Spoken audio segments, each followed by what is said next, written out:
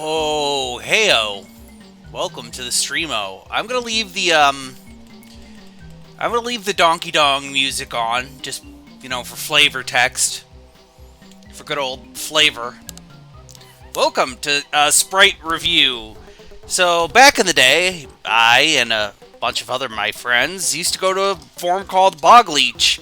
And on that website, good old Bogleach man, Johnny Scythe Mantis Boy, attorney at Mantis. Note, he is not an actual attorney. Did reviews of monsters from video games, and I thought, hey, let's do that as a stream idea, and here we are today. Yes, Donkey Kong. Yes, Donkey Kong is good music. So, for today's monster Spritey review, I'm just going to be reviewing Castlevania 1 for the NES, and Castlevania 4, aka Super Castlevania 4, which was a kind of remake of remake of Death, yes, of 1 for the Nintendo Entertainment System on the Super Nintendo Entertainment System. So with that, if the monsters do appear again in the games, I will mention that, and the unique monsters I will mention again. Is the music too loud? Is my question here. Well, let's get started with our. That's not the thing. Where is the thing at? Where is it? Where is the sprite? I set this up. Here we are with the first sprite that ever appears in the first ever Castlevania game ever. I will explain the story of Castlevania as simply as possible.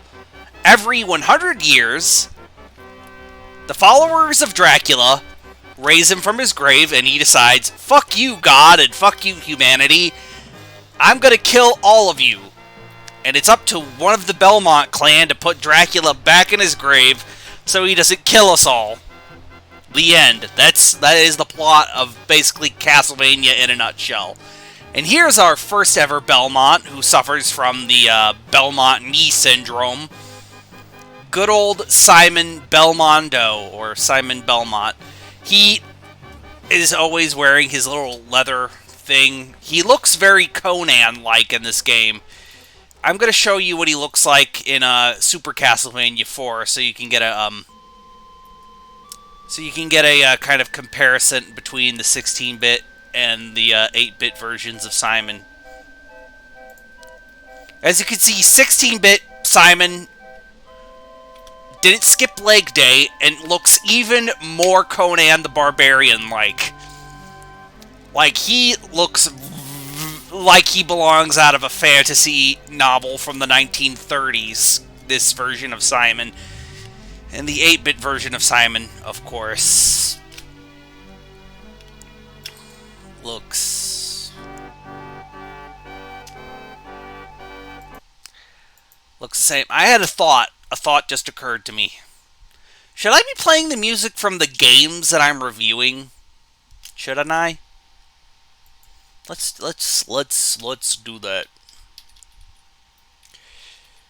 Na na na na na na na na na na na na na na na na na na.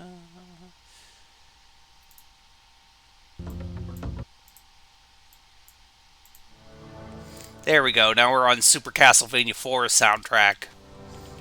So yeah, Simon always looks like a big beefy barbarian man. And he's here in Super Castlevania 4, the vampire killer looks more like a chain whip than a leather whip, but that's neither here nor there. Now we're going to just go through all the monsters of Castlevania 1 and then on to Castlevania 4.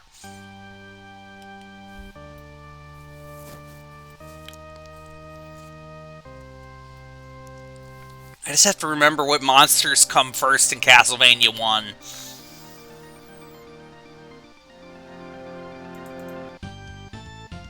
Ba ba ba ba ba ba ba ba. First up are what I like to call the zombies. I don't know if that's their actual name in the game. In later games, these would be called ghouls, undead, zombies. They go by a bunch of names in the later Castlevania games. These are... As a kid, I thought these were ghosts. So I played Castlevania 1 as a child, as a bab, because my parents had a Nintendo Entertainment System. And Castlevania was one of those games that were on my parents' Nintendo Entertainment System that we could play. It eventually became me and my little brother's NES because we played it more.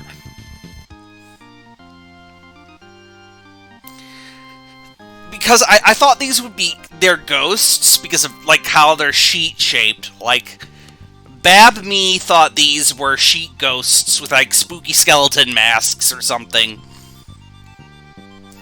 But no, they're zombies. And these are the kinds of monsters that just like to run towards Simon and hit him. That's it. That's all they do. They don't have any other attacks. They don't really show up outside of the first stage of the game.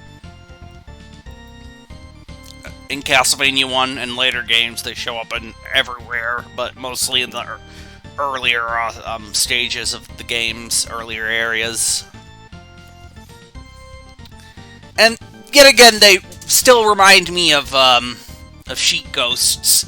I like their grape coloring, though. They're grape-flavored zombies. Delicious, delicious grape-flavored zombies.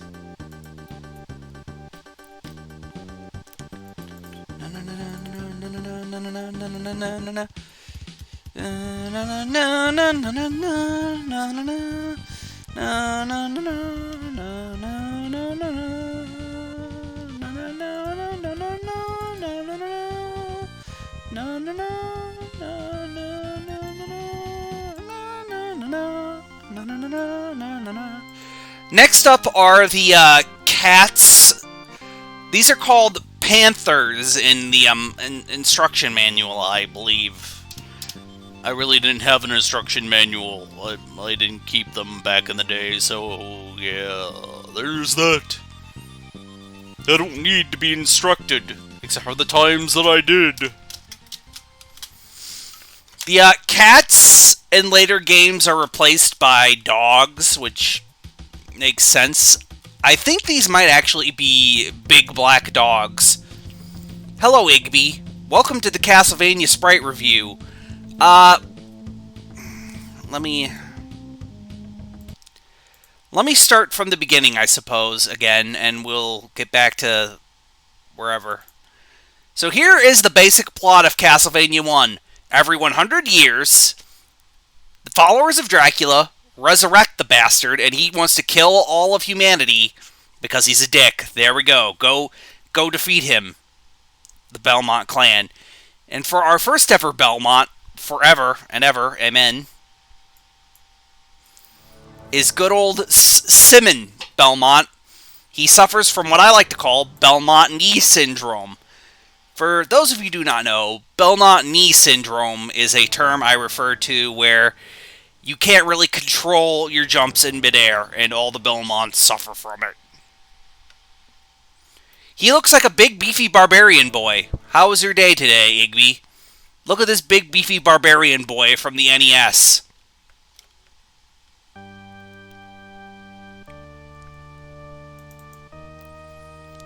In the Super Nintendo version, since we're on it anyways, I'll show you what he looks like in the Super Nintendo version. In Castlevania 4, which is a remake of Castlevania 1, he looks even more Conan-like. Oops, all Conan the Barbarian. In Super Castlevania 4 for the Super Nintendo Entertainment System. How was your day? I'm reviewing sprites because I felt like it.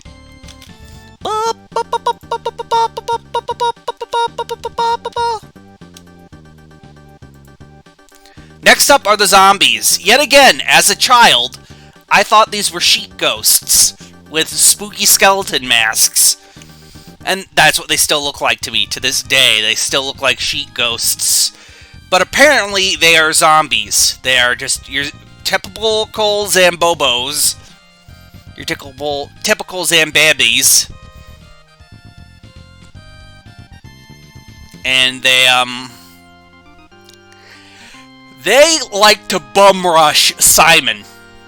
That's all they do. They don't have any other attacks or anything else. Next up, kitties. Oh no, kitties. Oops, all kitties.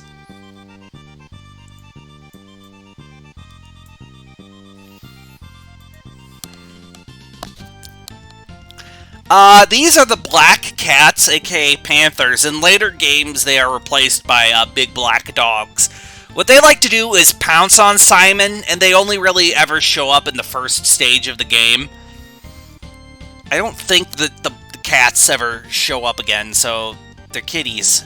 I don't have anything else to say, but apparently, I think they're panthers, but they might actually just be big black dogs.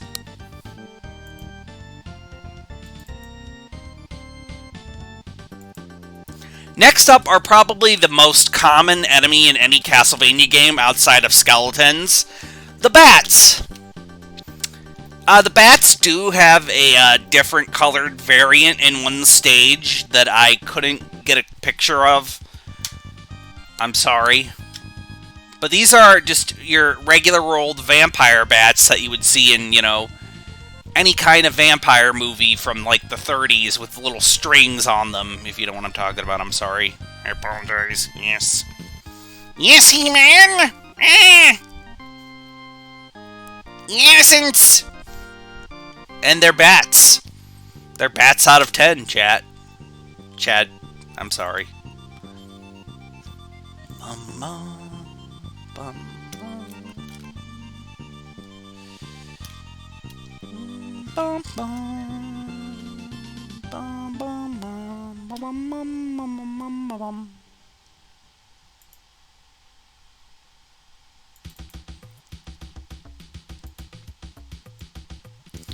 Next up are the mermen.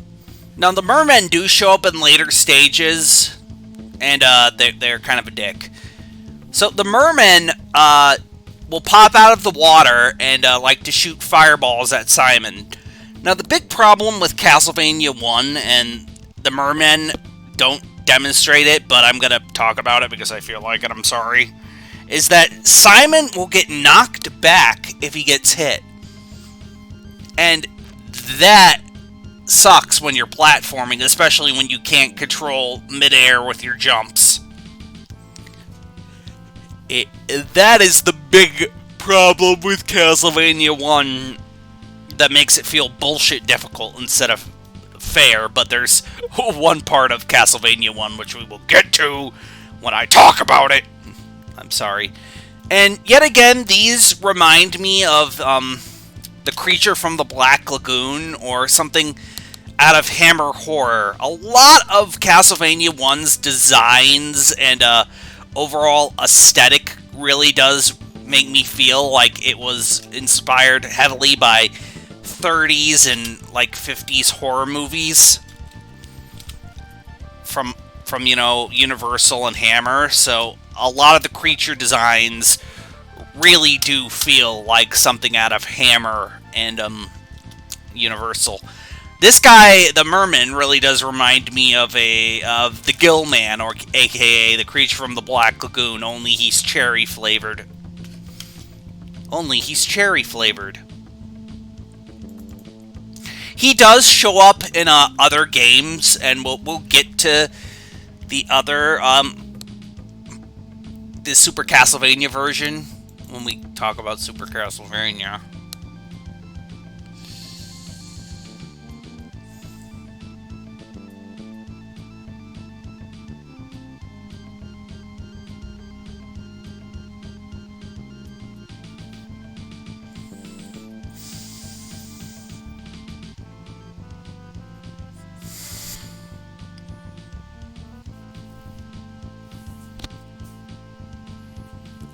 Now, can you guess what the first boss of this video game is? What the first big, meaty boss of this video game is?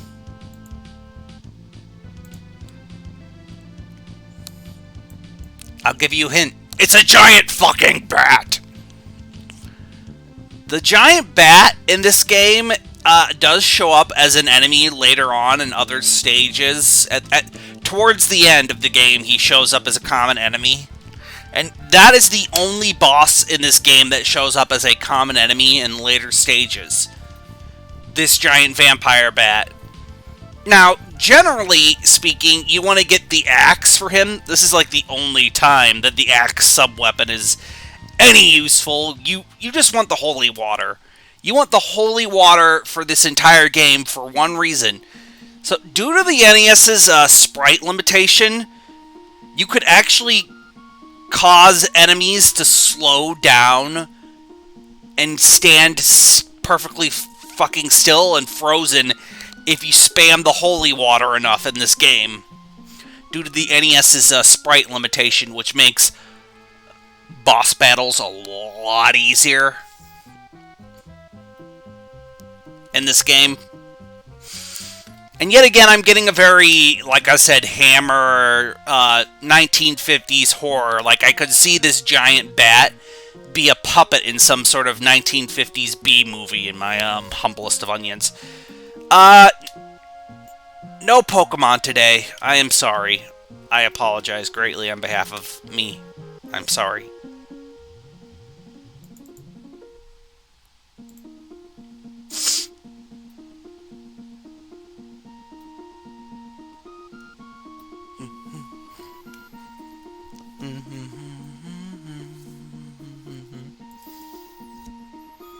Okay, on to Stage 2's monsters, which Stage 2 doesn't introduce a lot of monsters into this game. So this is what we call the Armor Knight, or the Spear Knight. So as a kid, I thought these were just, you know, dudes in armor, right? That makes sense. But apparently, according to the Castlevania lore, they're actually just haunted suits of armor. They're just possessed suits of armor. And yet again, we're a very grape-flavored knight here. He's got a little spear, got a little plume on his head. He's grape-flavored. Grape-flavored knight. Alright, alright. Grape-flavored knight.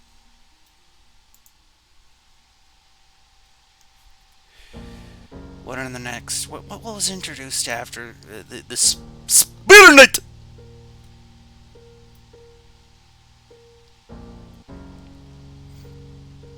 Oh wait, I know, no.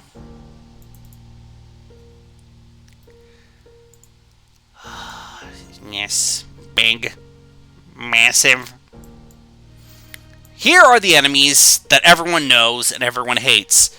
So, as I mentioned before, because Simon gets knocked back every time he gets hit, the Medusa enemies are the hardest to deal with, because when you're platforming in this segment of the game, the Medusa heads will knock you back, knocking you off your platforming while you're jumping, and that is why the Medusa heads are annoying.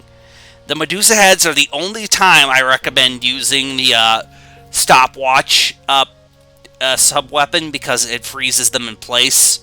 And the Medusa heads like to, you know, in a pattern. They like to move in a wave pattern. To me, these feel like they're more of masks than actual heads. I get a feeling that they're like face masks flying. But that's just like me, like they're actually made of stone and rock rather than that. But that's just a feeling I get with the Medusa heads in this video game. In later games, the Medusa heads, if you touch them, will turn you into stone, which is an annoying thing. My humblest of onion, I'm sorry.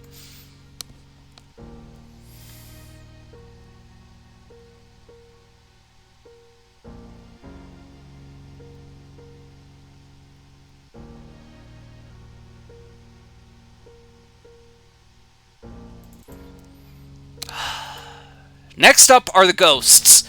Ghosts only appear in I think at a stage and a later one in Castlevania, I can't remember.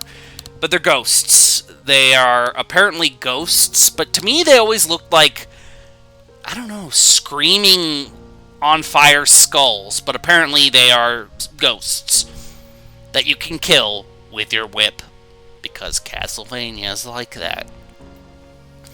And yet again, this really feels like something out of a Hammer and a Universal Horror, which is the aesthetic that the original Castlevania really had.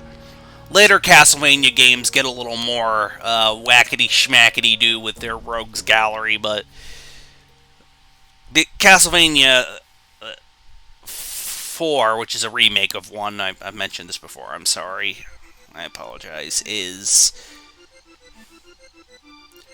still very within B-movie territory mixed with a little more anime aesthetic. You'll see it when you get there. Okay.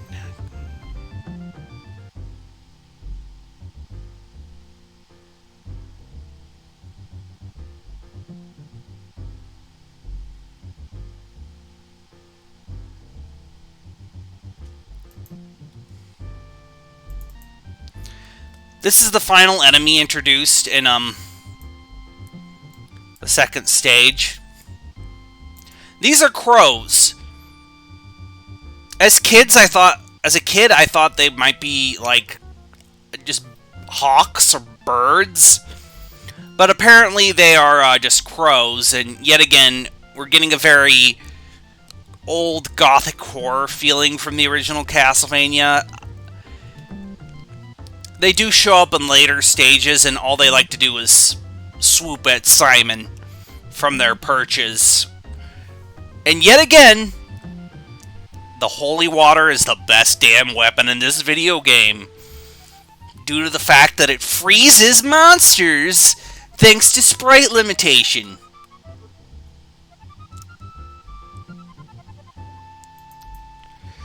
Next up is the second boss of the game, the Medusa statue. So when you first appear, it's just a statue of Medusa's head, and then she comes out and starts attacking you. Yet again, this is why I think the Medusa heads are more of a statue, or like a, made of stone, because of this boss. And, what she likes to do, and I don't care for this at all, is shoot heat-sneaking snakes at you. Yet again, I don't really gel with this design, but it's a fine design. You could tell what it's supposed to be. It's got that, classic horror influence.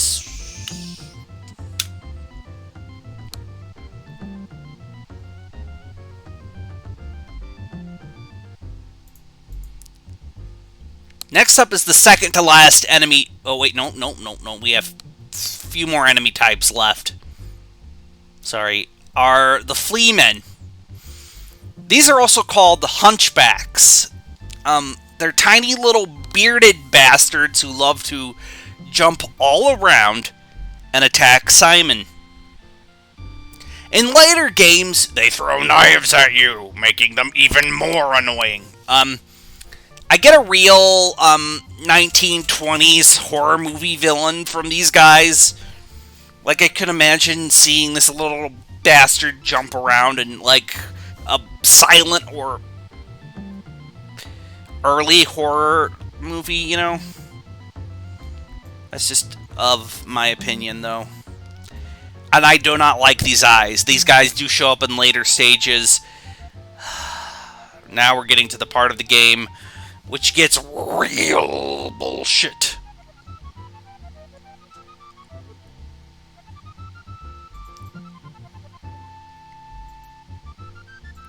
Here we have the skeletons.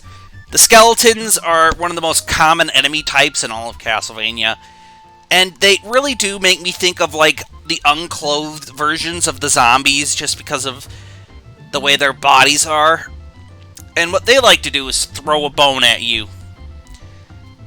They're good old-fashioned spooky skeletons that you would see in, I don't know, any kind of horror setting. They really do give me a emaciated Ray Harryhausen flavor to their design.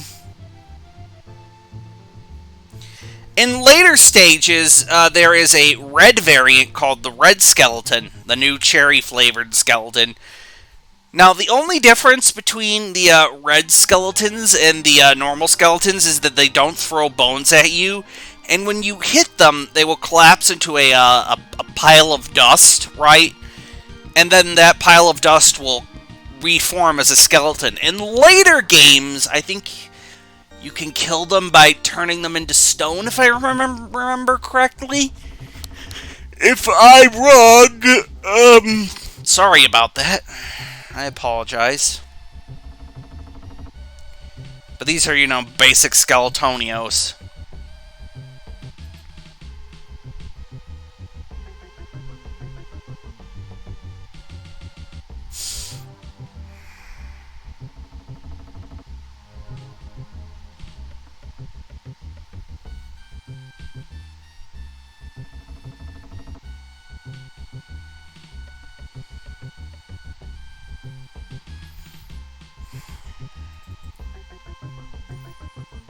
Next up, my least favorite enemy in this entire game.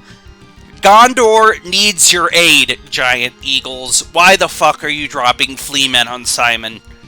These are the giant eagles. They are never not seen without the fleamen, and they will always drop fleamen on you in what I like to refer to as the pain area of the game. This is where the game gets bullshit, and all you gotta do is just run. Just ignore everything, run like fuck. Use your iframes, Simon. Use your iframes.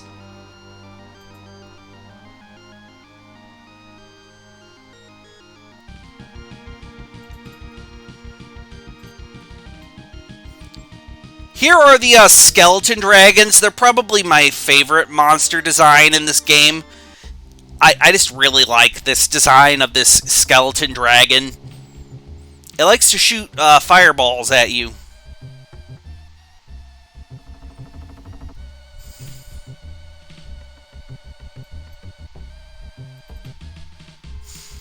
And, if you kill these guys, they always leave behind a bunch of hearts. That's a series tradition that starts with Castlevania 1.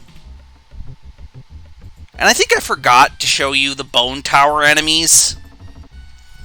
Yeah, I forgot to show you the Bone Tower enemies. They show up in earlier and later stages. The Bone Towers are yet again a skeleton dragon skull, which I think is a very unique and interesting design. These enemies can kinda, yet again, make me think of some sort of classic 30s horror. Or something like that.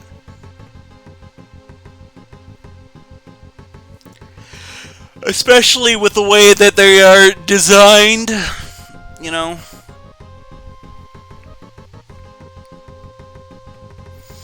And they become a lot easier once you know that you can hit their fireballs with your whip in midair, which makes them a lot easier to deal with.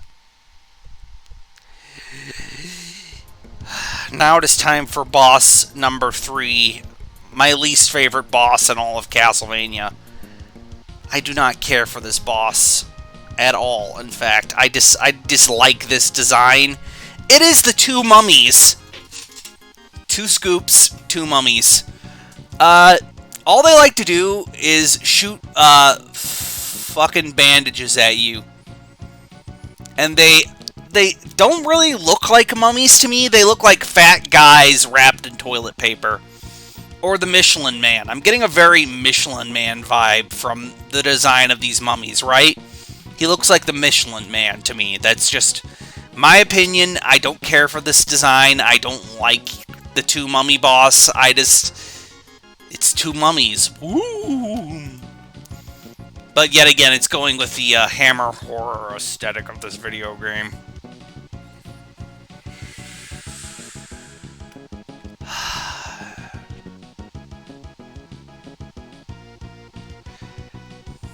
Next up is the last enemy type introduced into the game.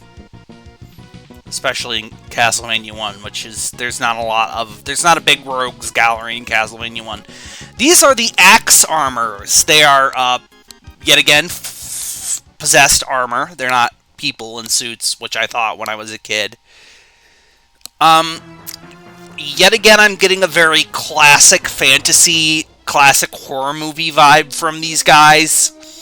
I could totally imagine these guys chasing Abbott and Costello around in some sort of movie.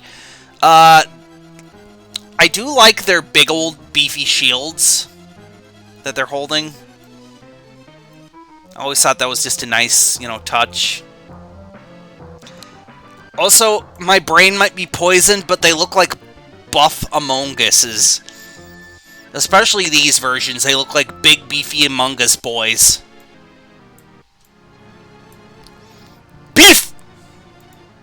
Meat!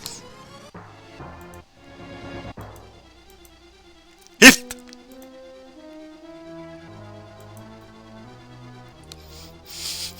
Huge! I'll stop now, I'm sorry. And of course, they like to throw axes at you, hence their name. They do show up in later games, and even, in later Castlevanias, you can even play as a version of one of these guys after you beat the main campaign, which I always thought was fun, being able to play as the monsters. I wish more games would let you do that. That more games let you play as the monsters from a game.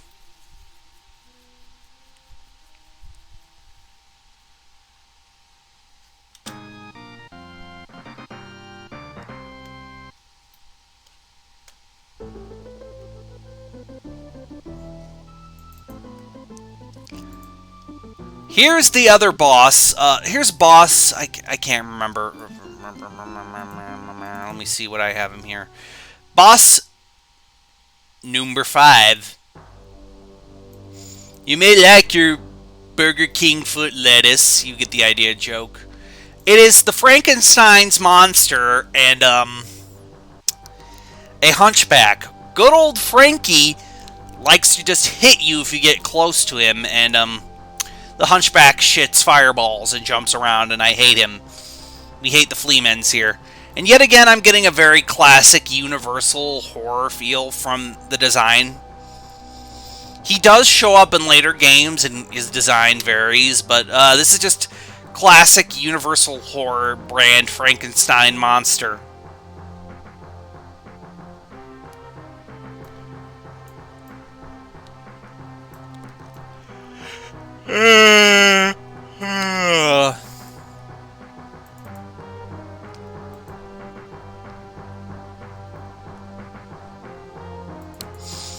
Now on to boss 6. So, there's a part, the part before death, which I like to call the Hallway of Pain, has axe knights throwing axes at you while Medusa heads wibble about, attempting to pot-shot you. The Hallway of Pain leading up to death, and the death boss fight is actually what I consider the hardest part of the NES Castlevania game. I never made it past this part until I was an adult.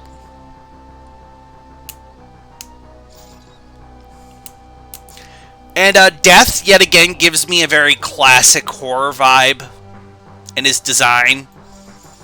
Very, iconic Grim Reaper design. And of course he likes to summon sickles, because fuck us, apparently.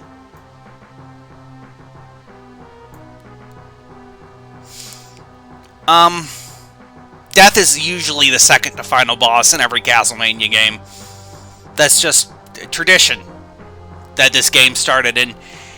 As a kid, I always thought he had 2 fingers and a thumb because of just the way his sprite is. Just the way his sprite looks, I thought he had 2 fingers and a thumb. That's, yet again, very classic Grim Reaper design. They're not, they're just like, fuck it, we're going with the classics here. We're not fucking around. We're not finding out.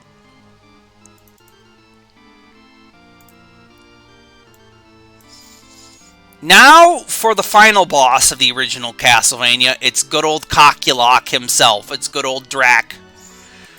This Dracula really gives me a older Christopher Lee kind of Dracula feel to his design. And the way that he opens up his cape, it is a black void, I always thought was spooky, even if that was just, you know, the limitations of the sprite. As a kid, I thought that was like his skull, right?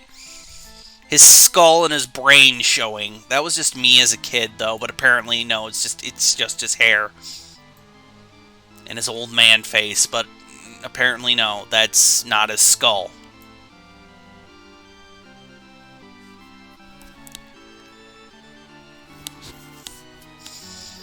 He does like to shoot fireballs at you. And when you, yet again, his weak point is his head. Every game, Dracula's weak point, his noodle. Hit him in his noodle, he's dead.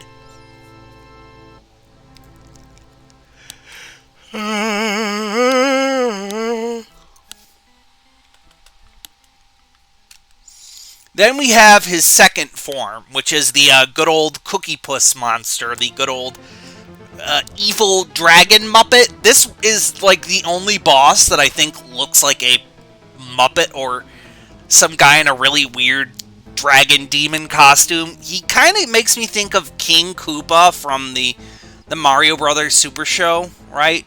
I'm not the only one getting that feeling from this design. Those pesky plumbers! And he's like the only monster in this game that's blue-colored, which is a little weird, but whatever. As you can see, he likes to swoop at you, and even though technically his weak point is his head, I always thought that he shot fireballs out of his nose and that you were hitting him in his nose. He kind of, yet again, makes me think of some guy in a weird King Koopa costume.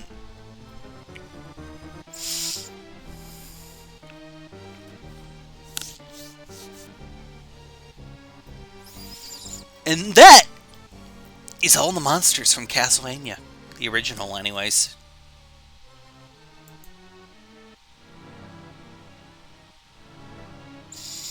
Overall, yet again, I'm getting a very, hammer horror from this.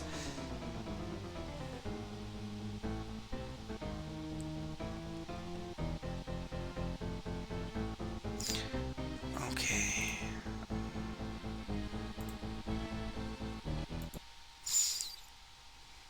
I'm gonna change the music for a bit.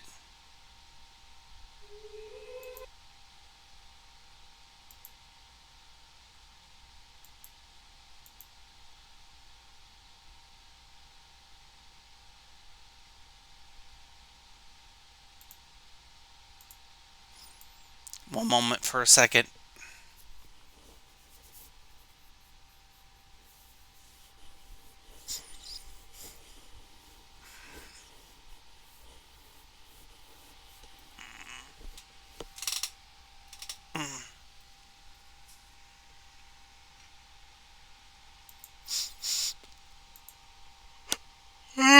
Okay, welcome back to Castlevania 4. Castlevania 4 is a remake of the original Castlevania. I've mentioned this before, I'm sorry. But it is a very different remake overall. So, while playing this game, I noticed that there were so many different variants of certain types of monsters that they could actually probably be in, what I like to call monster families. Because I'm such an obsessive weirdo, and I like categorizing things, I noticed that, and my brain is dumb like that.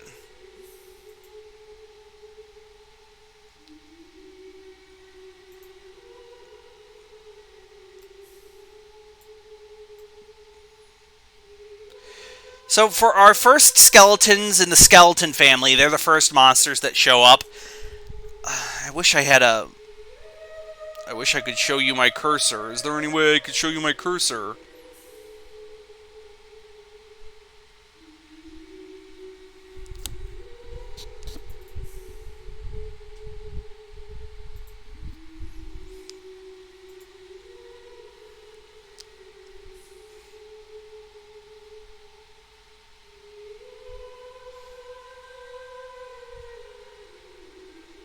So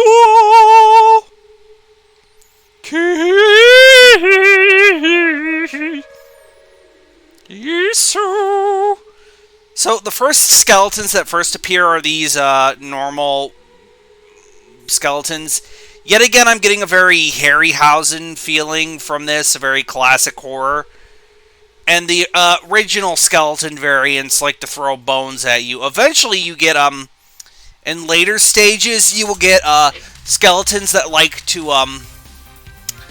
to carry whips made out of bones, which I like to imagine is made out of a spine or something. In other later stages, the skeleton variants in Castlevania 4 go for the classic red, which, of course, crumble into bones. The good old cherry-flavored Skeletonios. Probably my favorite skeleton variant in the entire game of the skeleton families are these knight skeletons with their swords, and I really... yet again, they give me this, like, classic pulp fantasy vibe to them with their little knight armors. We'll get to you, Gold Plastic Syndrome skeletons. I want to show you the Knight Skeletonio. The Knight Skeleton, yeah, gives me that kind of feeling, right? And they don't show up in any other... They do show up eventually. Then there's the, other skeletons, which move their heads around. In other games, they might be called Yoriks, or just all sorts of weird bullshit.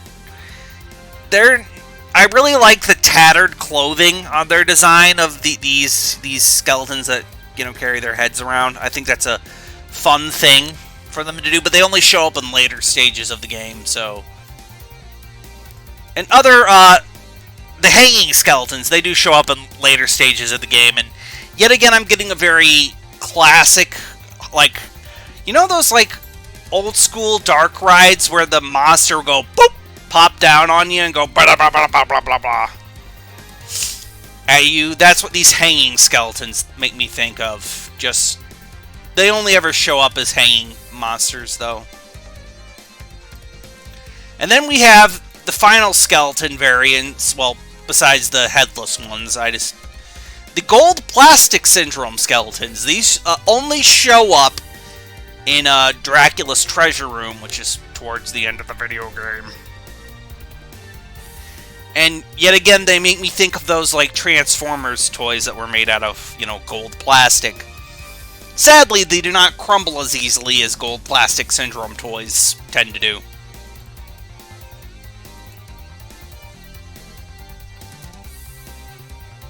Next up, bats!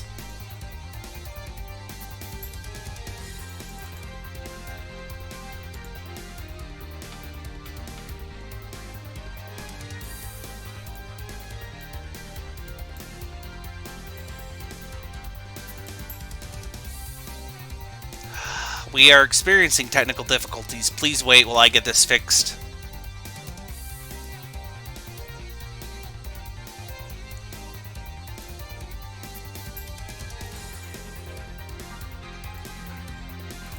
Ah, yes, my dog is barking. Ah, yes, He-Man. Ah, He-Man. Ah, the essence. These are the bats. They don't have any variants at all in this game, in fact. They have 0 variants. They do show up in later games, and they look more like natural bats in this game than like weird, funky puppets. But, there is a bat variant in this game, but it is a boss, so I didn't want to put it in the bat family, even though I probably should have. That's how I am as a person. Weirdly obsessive, then not at all.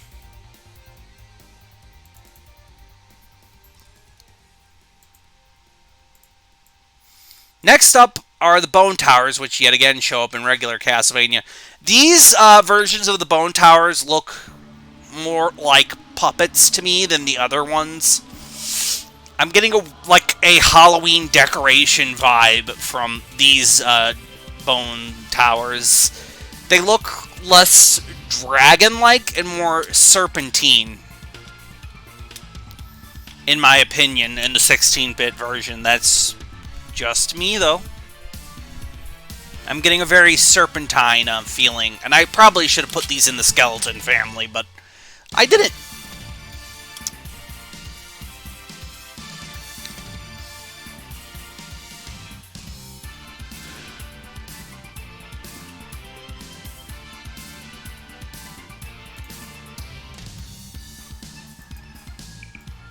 The next monsters to show up are the, what I like to call the worm piles.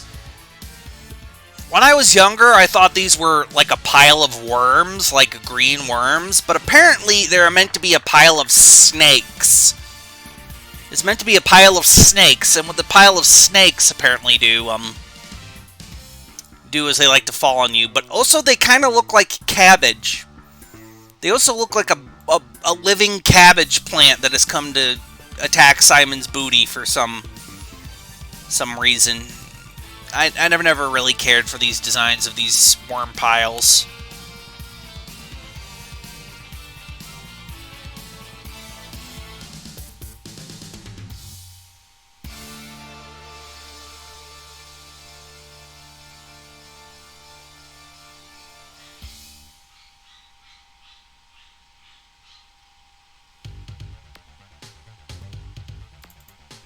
One moment, I'm getting, I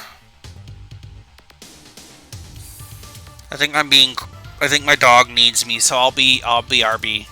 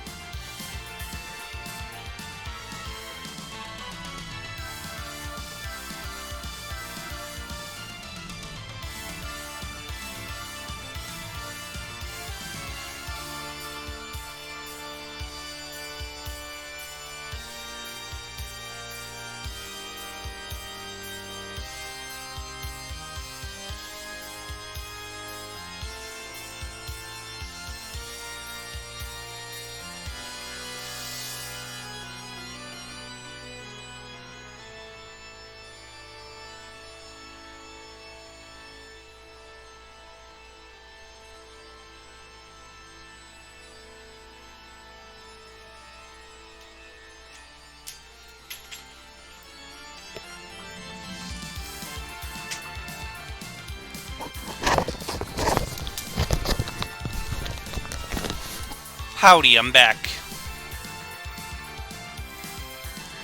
Next up are what I like to call the ghost type of family. These show up... The first ghost is a ghost of a horse head, and it... Yet again, I think of the Godfather movie. I get a real The Godfather movie from these horse ghosts. Next up are the plasma ball ectoplasm ghosts. They only really show up in one area of the game, alongside the horsehead ghosts.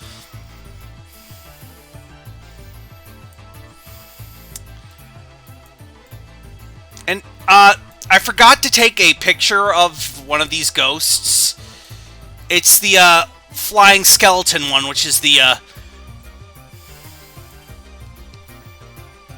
you can see it. Yep. The one in the gray, I forgot to take a picture of, and he only shows up in multiple stages. Next up are what I like to call the ghosts of the humans, these women in dresses and whatnot. I don't know if these are actually just ghosts or flying people. And then we have what I like to call the ghost of Colonel Sanders. He looks like Colonel Sanders, only orange. I don't care for these enemy types. They're just generic people in generic ghost outfits. Next up, what I like to call the poltergeist class of ghosts, which are these flying coffins that like to trap you. They look just like, you know, normal coffins. There's nothing interesting about their design. It's very classic horror movie design with these poltergeists. You know, they're just tables and books and chairs that like to be thrown at you, and I don't really care for any of the ghost-type monsters in Castlevania 4. I just don't. They bore me. Next up are what I like to call the armadillo lizards. They're these little armadillo friends that like to show up, roll in a ball, hit Simon, and that's it. They yet again, they give me a very, kind of classic fantasy vibe to them. Like, I could imagine these guys showing up in some sort of, I don't know, pulp serial fantasy adventure movie. They don't really do anything for me design-wise. I feel like the later Castlevania games, with their more focused on the bizarre and the occult, get more interesting design.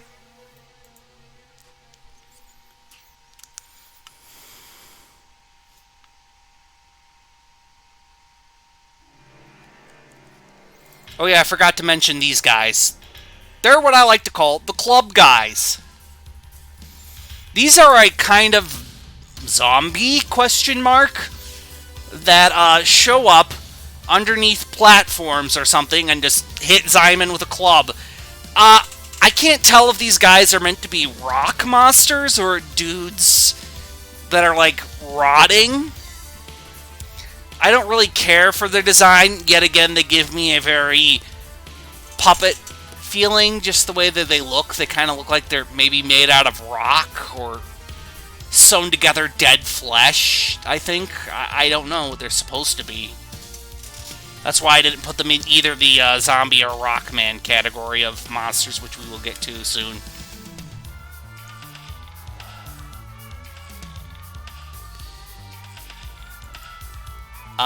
Then there are the Medusa heads. These are the Medusa heads for this game. Yet again, I'm getting a very artificial feeling for these Medusa heads. They look more like they're made out of stone than even the Castlevania 1 Medusa heads. They really do feel like they are made out of stone to me than any other Medusa head in the game series.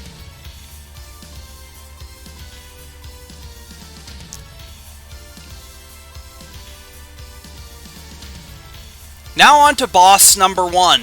He should belong to the skeleton family, but he's a boss, so he gets to be special.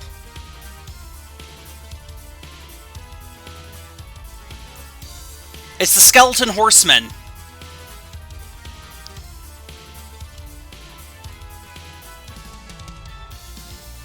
In his first phase, the Skeleton Horseman will ride his horse and his skeleton pony will shoot fireballs at you.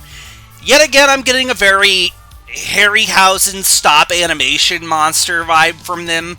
I could totally see this guy fighting Jason and the Argonauts, or, you know, him with the other skeletons, like, commanding them on top of his horse. I'm getting a very, you know, Harryhausen feel from him.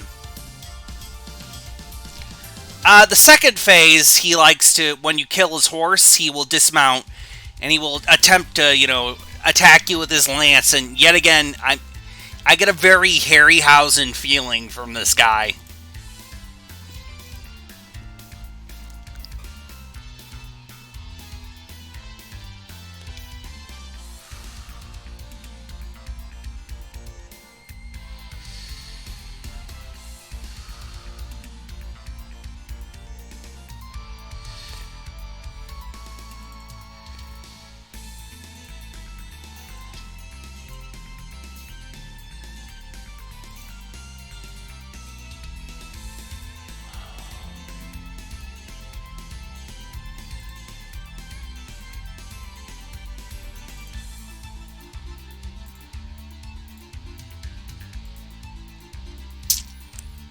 One moment.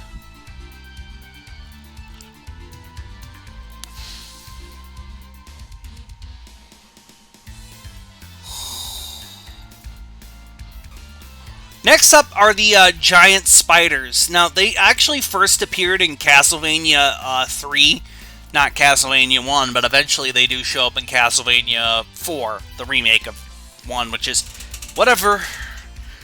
They yet again give me a very classic fantasy vibe.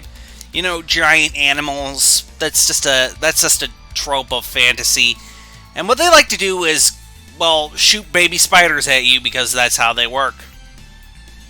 That's their deal. That's their thing. And yet again, I'm getting a very classic fantasy vibe from this monster. Very classic fantasy. It's...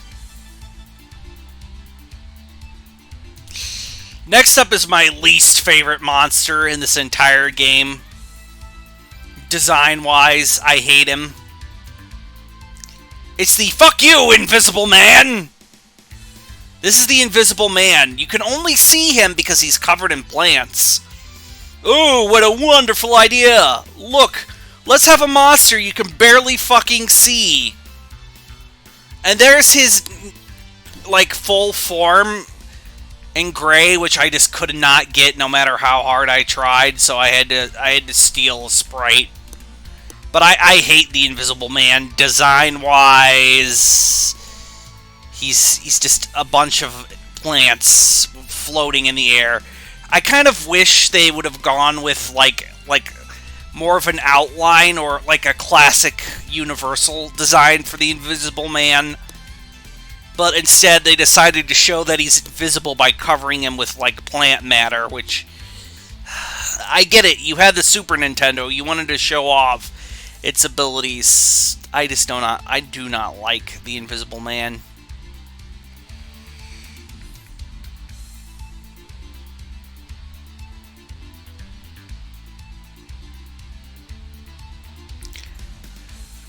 Next up are the zombie-type family of monsters. The first zombie-type monster you will see are these purple hands that come out of the ground. I get a very Evil Dead feeling, you know, like when Ash's hand comes out and starts doing evil bullshit. That's kind of the feeling I get from these zombies. Next up are the, what I like to call maskless zombies. They only show up in one stage of the game, and are, just your generic ghoul zombies.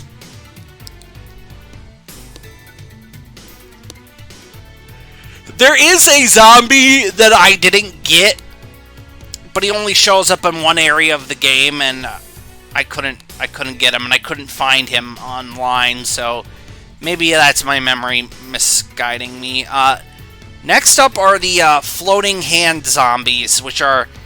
They're like the purple hand zombies, but they only float. I really don't care for this design, But yet again, it makes me think of, like, the Thing from the Addams Family, or whatever his name is. Then we have bag zombies, which are the zombies from Castlevania 1, but redone. I really like the green color on them, on their skin, right? It makes them look like they're rotting. I'm just going through the types, the families of Zomboid. Then we have dog zombies, which come in two flavors. The black dogs, right? And what I assume are a red, skinless zombie dog, which is fucking metal.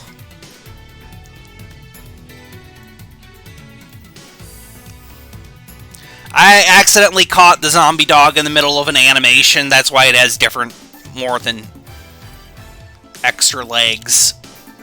I really like the exposed chest and exposed bits of bones on the zombie dog, but I really like the skinless version, which shows up in later stages. That, to me, is spooky. Those are all your zombie-type enemies that show up throughout the game.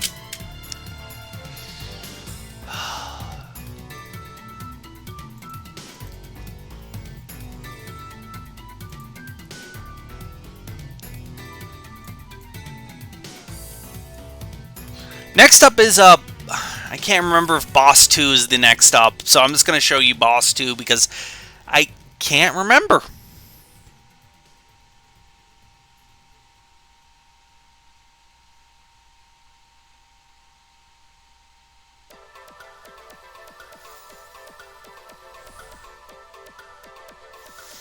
No, wait, I know what it's up next. The Floating Eyes.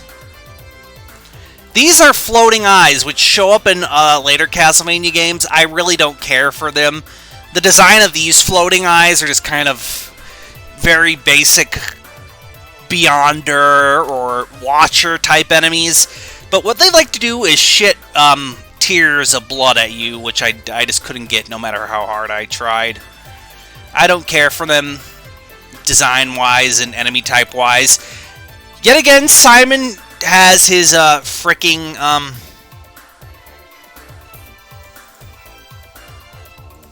knockback, so they become much more annoying. Next up are the toad enemies, which are just small toads, small fucking toads, and I hate them because they're so small. And design-wise, they really do just look like your generic frog or toad. They're not like giant. There's nothing special about them. They're toads. I don't know if I showed you this, but here's the crow for this game. It's a crow. Wow. Crow out of 10. I have nothing to say. It's just a crow.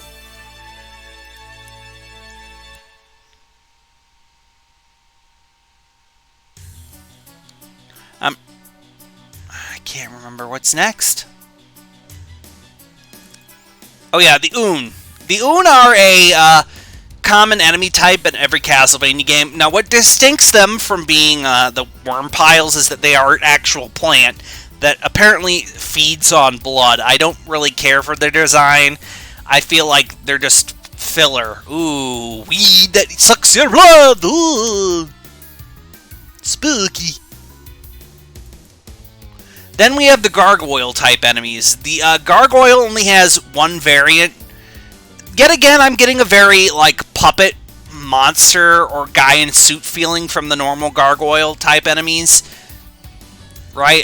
I'm not the only one who sees it. Maybe, like, something out of a low-rent anime that you would get from some guy at the flea market on a VHS. And then we have the skeleton gargoyles, which I really like a lot better than their fleshy counterparts, mainly because they give me a much more Harryhausen fun kind of feel, right? In my humblest of onions, they give you a much more Harryhausen, haha, funny man feel. Like, I could totally see these being like a puppet that would swoop around Jason and the Argonauts. In later games, they like to throw spears at you, but in Castlevania 4, they just want to ram you with their shield. I'm just going to go through all the enemy types, and then we're just going to go through the bosses because it'll make it easier for me to remember. I cannot remember.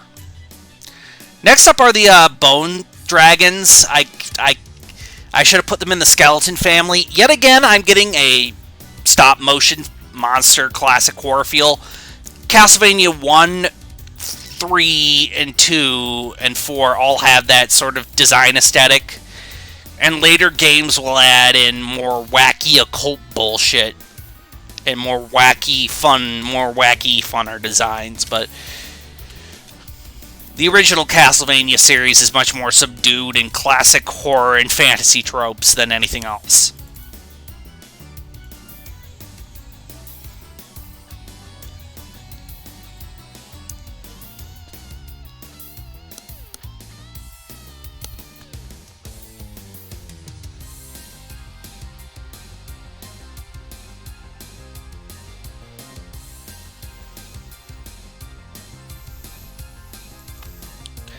Then we have the Golem type family. They come in two flavors. Mudman, he looks like he's made out of mud. He kind of gives me a Clayface kind of vibe, sort of. The Clayface Golems, when you hit them, they split into mini Clayfaces for some reason, which is... other enemies do that. And then later on in the game, you get these generic Rockmen, but since they're in what I like to call Hallway of Pain 2, Electric Hallway Aloo, where the stages where you have to keep on moving, or else a saw blade of death will come and kill you. Fuck you, buddy. I just ignore these Rockmen Golems, usually. I don't like them. I'm doing all the enemies of this game because I can't remember. I've lost the order in which these appear in. I'm sorry. I'm just going solely off of what I remember. So then there are the giant centipede. He only shows up in one area in the later game, and he likes to float, and he is so easy to avoid that I usually just forget about him. It's a giant floating centipede. It's... yet again, I get a very classic fantasy, classic, Dungeons and Dragons kind of classic horror, classic vibe from him, because giant centipede, okay, that makes sense for a monster. It's nothing real special, but it's not bad. I mean, we have mermen. The mermen in this game are, they look less humanoid and more fish-like than their Castlevania 1 counterparts. Overall, I really prefer these mermen to the Castlevania 1 mermen because I like how more fish-like they are. And also, unlike the mermen in Castlevania 1, their attack makes sense.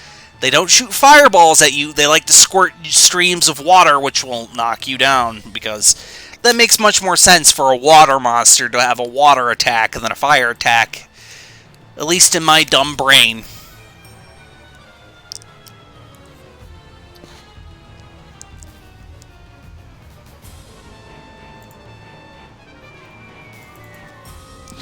Here we have what I like to call the trap monster categories. Starting off, we have this trap monster, which is what I would like to refer to as a mimic. This fleshy one. I'm getting a very The Thing, the Blob vibe from this, this one, the one right in the middle. And then we have, the spiked ball monsters, which are just rotating spiked balls. I really don't care for them. Then we move on to the hand items, the hand boys.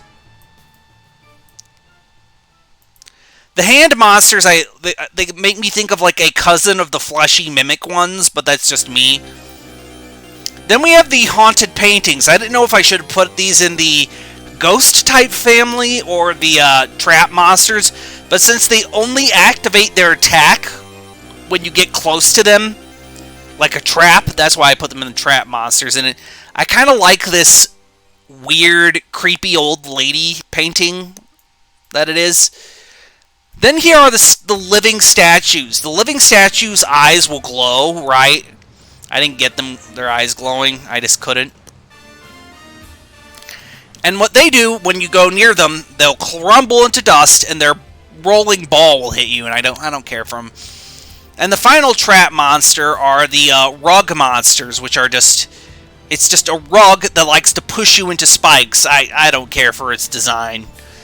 I mean, sure, it's a rug monster. You don't see those often in fantasy and horror, but... Don't care for them.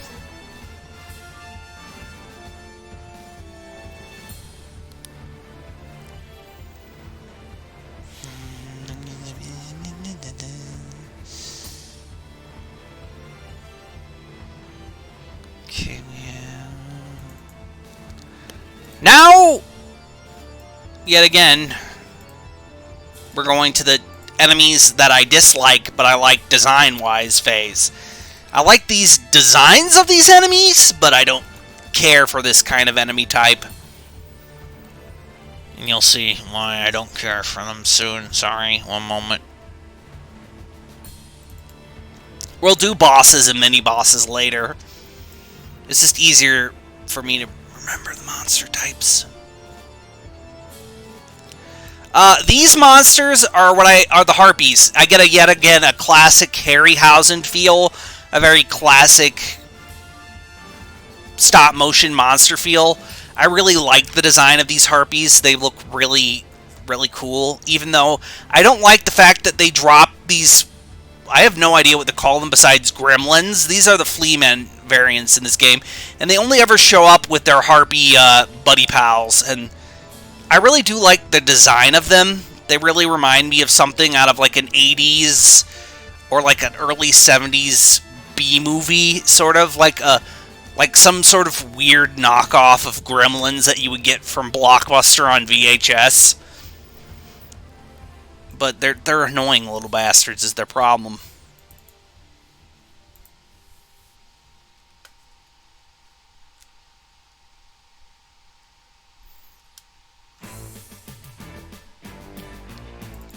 And finally, we have the Knight Variant family. The Knight Variant family starts off with, yet again, the good old axe armor.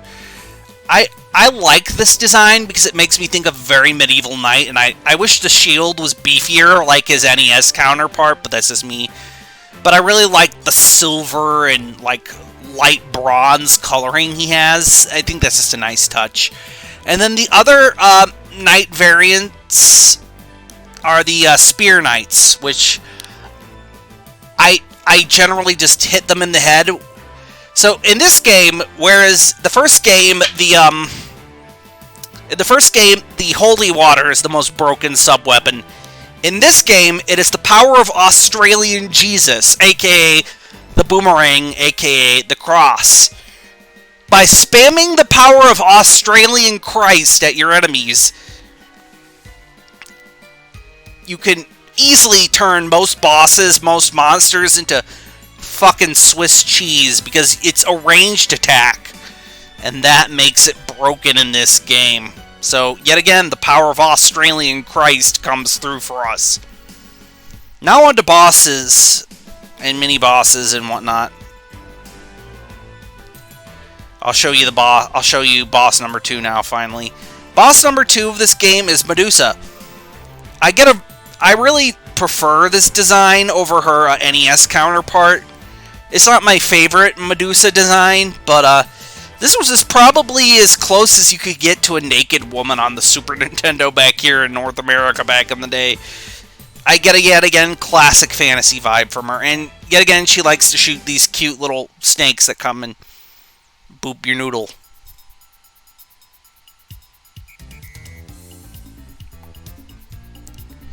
Boss number 2 is the Twin Dragons, which is these two dragons, serpentine dragons. I really like these designs because it's a very nice dragon design. It gives me that classic fantasy vibe, you know, the classical fantasy vibe. And they like to shoot 3 fireballs at you. Now, I didn't get the sprite of them this, but once the second phase of this, you kill one of the dragon heads, it crumbles into bones. I didn't get a capture of that. I'm sorry. I apologize greatly. Then you have to fight his brother, and he tries to avenge his brother. And I very much like this classic dragon snake design. I think it really looks good. It's one of my favorite personal boss designs in this game.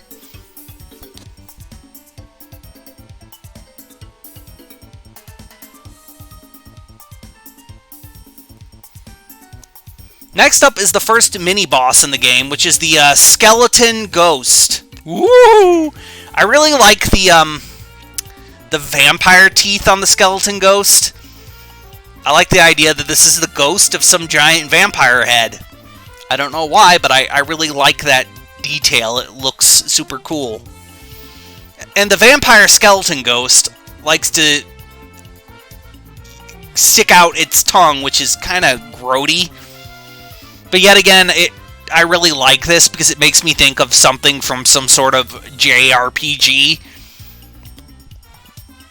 I don't know why, but I get a kind of Western or Dungeons and Dragons kind of vibe from this enemy design.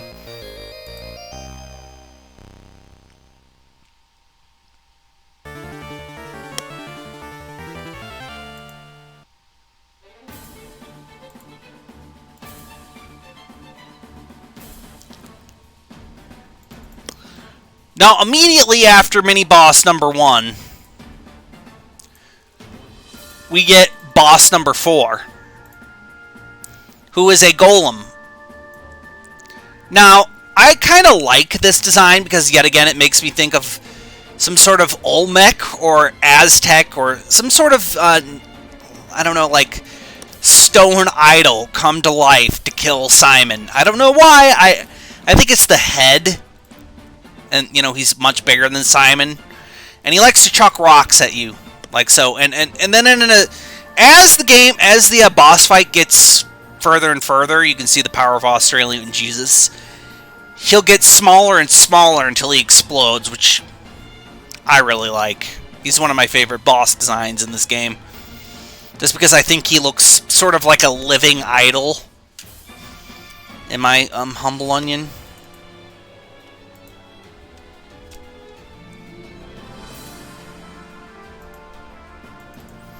Here, yet again, a boss that I just do not care for, design-wise. The dancing ghosts. They're just humanoid ghosts that like to ram them with their ghost swords. I don't care for them design-wise. They're just Victorian-era ghosts in medieval Europe, which doesn't make sense at all, but whatever. Time-traveling ghosts. Woo! Now for my favorite boss, design-wise. I love this axe armor here, this giant axe armor. Just the coloring of his plume, the big giant axe, his shield details. Oh, this design is so cool. I want an action figure of this guy. I love his generic kind of knight look and his big giant axe polearm. He looks like he's, "Sir, I am about to thrash you with my axe. Prepare to meet your maker," kind of look. And yet again, here's him thrashing you with his axe. He'll go onto the ground, big fireball. Just get away from him, hit him with the cross. It's real easy. And then his second stage of this boss fight, when you hit him enough, he'll drop his axe and he'll come at you with his sword. And yet again, I really do like his generic action figure kind of look to him. He really does make me think of some sort of generic knight action figure in the best way possible. Boss number 7. Frankenstein. He's back. Yet again, I get a very classic Universal horror Frankenstein from him. I do like his green outfit, though. That's always something that I think goes well with his bluish skin. He likes to throw potions at you. Good old Frankie Stein. And sometimes the potions will create a ball of fire, and sometimes they'll create a second Frankenstein monster, and then you gotta hit him and then hit his clone back. Now there are 2 of them. Now neither of them will be virgins. I really wish that the clones had a different, like, color palette or something. That would have just been a nice touch, but whatever.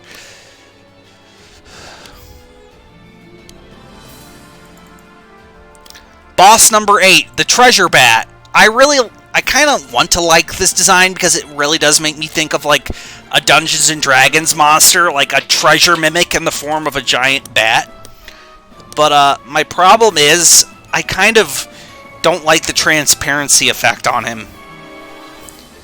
But yeah, it's a treasure bat. It's a big bat made out of gold. So yeah, he's definitely suffering from gold plastic syndrome. And when you hit the treasure bat, he splits into 3 tiny bats, which, whatever. I don't care for it. It's a okay design. It's creative.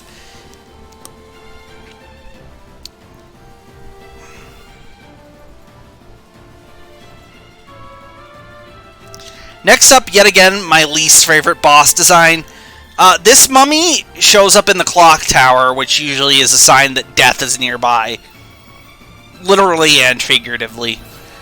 He looks less like the Michelin Man than his NES counterpart, but yet again I get a classic Universal Horror vibe from this guy. Like, this is clearly the Universal Horror's mummy in all but name, and he likes to sometimes shoot bandages at you, and during the second part of his boss fight, when you hit him enough, he'll start bursting into fireballs that you have to whip out of the air, which I thought was creative. I kind of just wish there was more creativity in this boss, because it's just a generic mummy.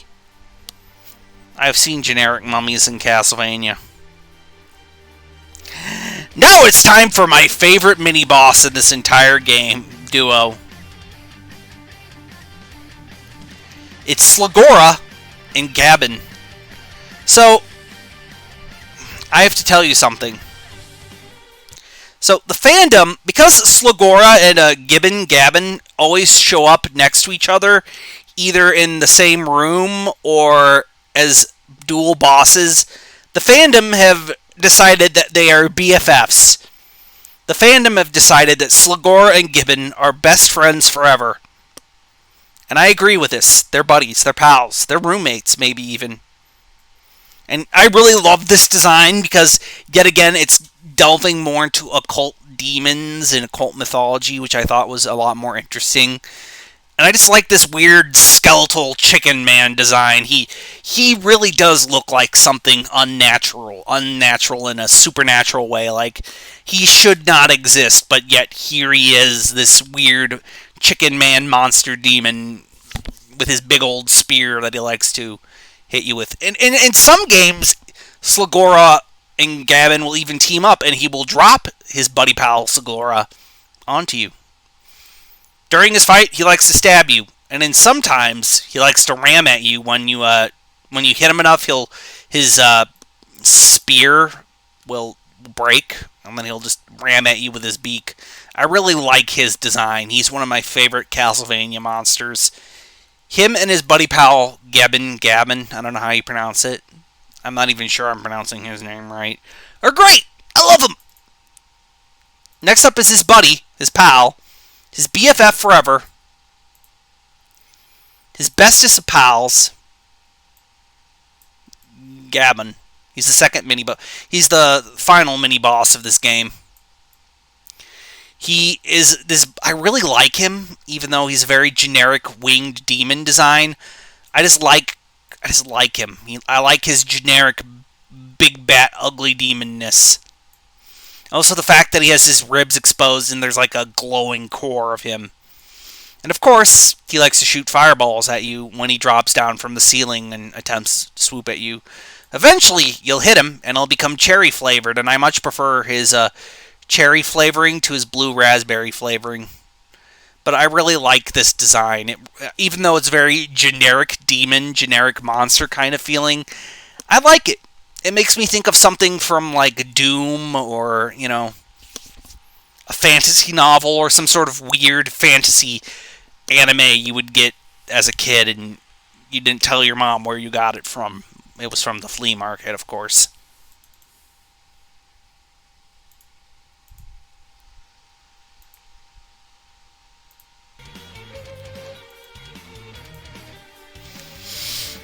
Now for the final 2 bosses and the endings of both Castlevanias, because I forgot to show you the endings of both of them.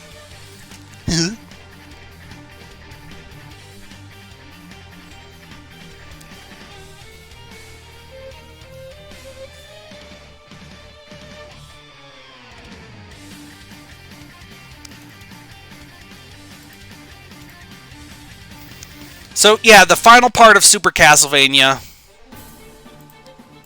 is kind of a boss rush. But here we have Death.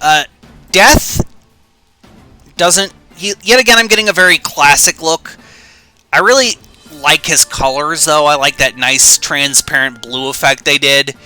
It makes him look ghostly and, yet again, supernatural. He doesn't shoot many sickles as his NES counterpart does, but that's a blessing. He's a lot easier than his NES counterpart, that's for sure. That is until his second phase. Once you hit him enough, he'll stop teleporting around and shooting sickles, and then he'll try to draw Simon near him, like he has like a, I don't know, telekinetic or magnetic force, and then he'll like to shoot his big-ass scythe at you, and let's just say the power of Australian Christ is the only reason I managed to beat Death in this game. The cross-arrang is just... it is so broken in Castlevania 4. Yet again, I'm getting classic fantasy vibes. And finally, we have what I like to call Peter Cushing Dracula.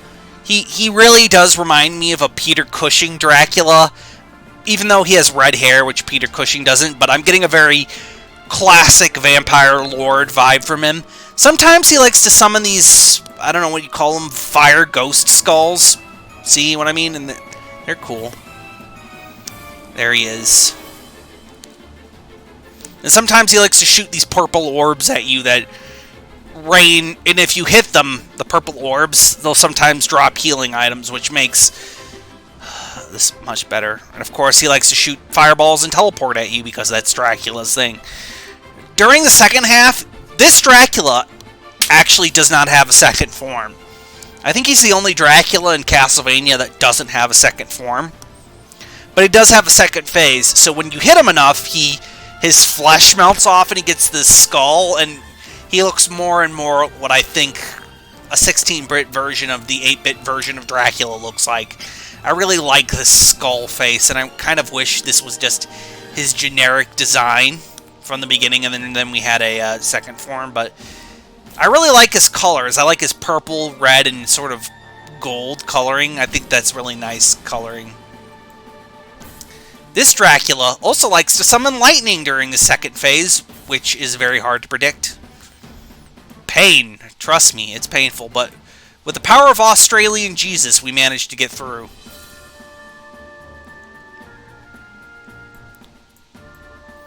Now I will show you the ends of Castlevania 1 and 2, because they're basically the same ending, but with better graphics.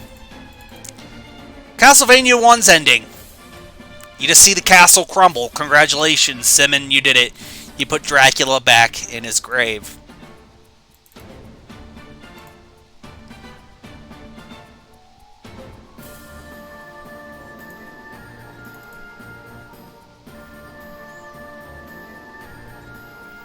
And now for the ending of Castlevania 4. So, after you beat Dracula, he turns into these bunch of bats, right? That's immediately what really happens after the boss fight. And then the light will kill these bats. And I really wish that these bats formed a second form. I like they're just generic bats design-wise. And then the castle crumbles. You did it, big beefy barbarian man. Good for you.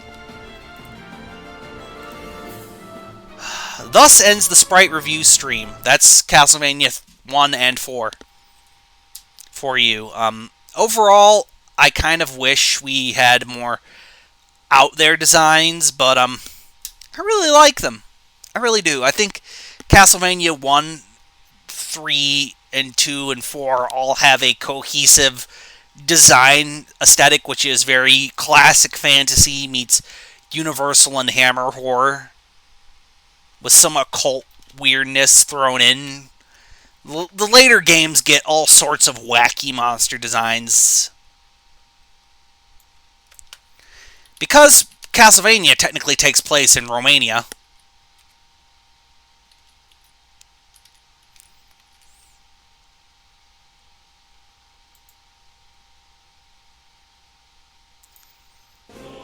we will do the Romanian national anthem. Thank you. I would like to thank the fine people of Romania.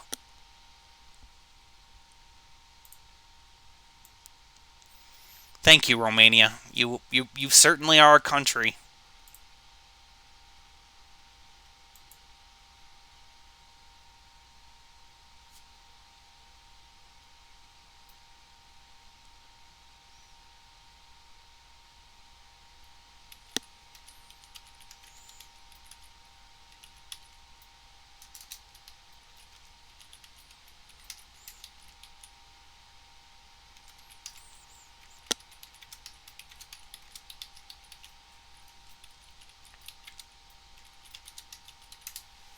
So yeah, I'd like to thank you all for coming. It means a lot to me that you come.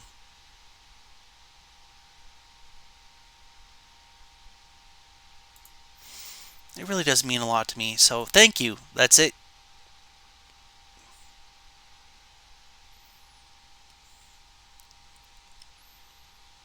Um, maybe Pokemon tomorrow, maybe Freeware Tuesday. I'll decide later. That's it. Goodbye, JoJo's!